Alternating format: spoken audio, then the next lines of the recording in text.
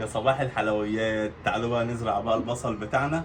ومحضر لكم مفاجآت النهارده. فاكرين شجرة الافوكاتو اللي زرعناها؟ معلش بقالي كتير ما بصورلكوش فيديوهات، بس الوقت كان ضيق جدا وما كنتش فاضي بسبب ضغط الشغل عليا، فما كنتش فاضي اصور لكم فيديوهات خالص. فالنهارده بقى يوم جمعة، يوم جميل، يوم قاعدين اجازة. تعالوا بقى اوريكم زراعة البصل، واوريكم بقى ايه الافوكادو وصلنا فيه لحد ايه. نتائج هتعجبكم جدا. اول حاجة بنرطب الارض كده اللي هنزرع فيها البصل، لازم بغمرها بالميه كده الاول. بعد كده بقى بفصص البصل واحده واحده من بعض كده اهو اهو. كل واحده بتطلع بجذورها كده زي ما انتم شايفين اهو.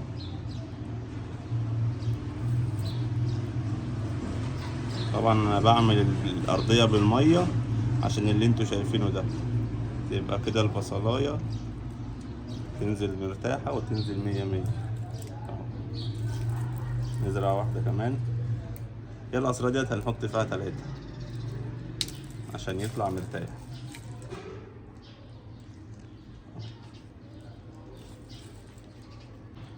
نزرع بقى واحدة هنا كمان. طبعا بقى معذرة ان انا شغال بايدي، بس ايه عادي، كده كده هنغسل ايدينا اهو. نغسل ايدينا كده ونسقي البصل تاني. البصل بيحب المية جدا، هو صغير بيحب المية عشان دي بيبقى شتلة لسه صغيرة، محتاج لمية كتير اهو زي ما انتوا شايفين كده اهو.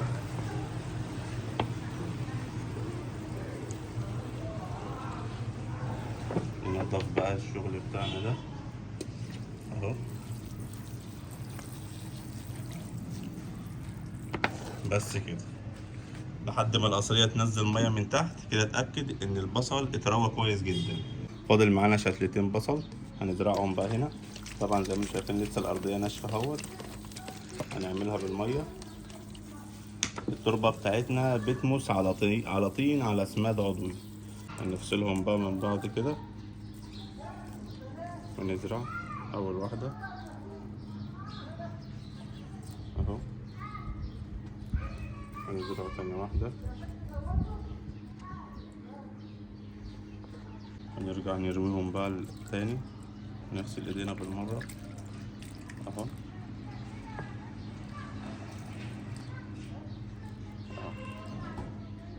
كده كده البصل بيحب المية.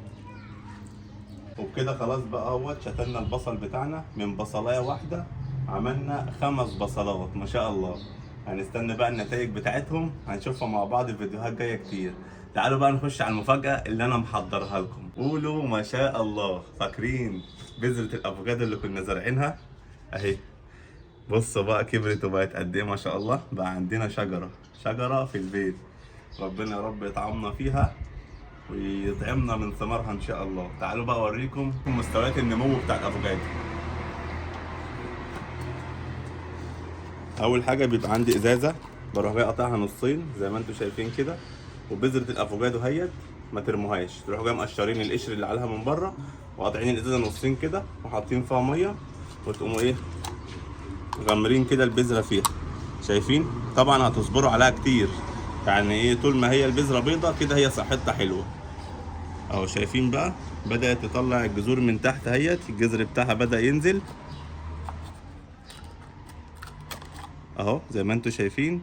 دي مثلا كده بقالها شهر تمام. بعد كده بقى النمو بتاعها بيزيد اكتر. ديت واحدة زرعها قبلها، شايفين الجذر بتاعها ما شاء الله اهوت. وبدأت بقى ايه تطلع العود بتاعها. العود بقى ده اللي بيكبر ولحد ما نوصل للزرعة كده. شايفين ما شاء الله؟ ده الافوكادو بتاعنا.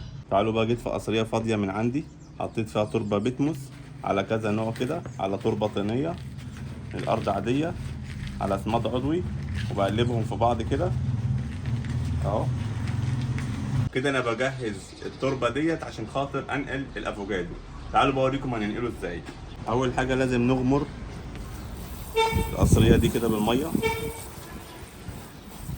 عشان يبقى النقل والجدر ايه داخل على طول على رطوبة اهو.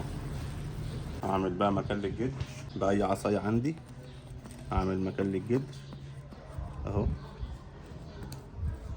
اهو زي ما انتوا شايفين، واقوم واخدها كده اهو، اقوم منزل عليها بقى التربة كده.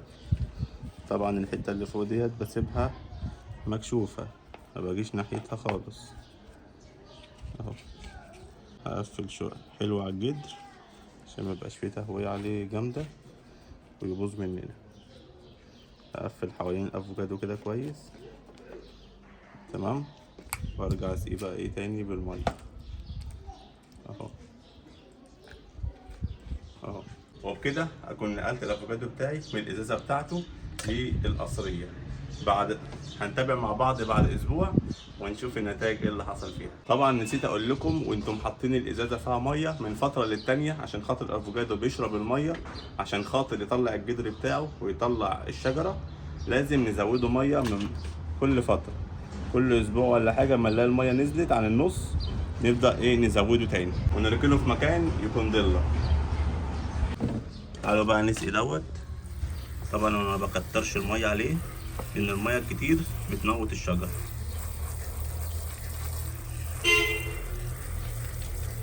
بس كده، وبكده يكون خضرنا البلكونه بتاعتنا من اول وجديد.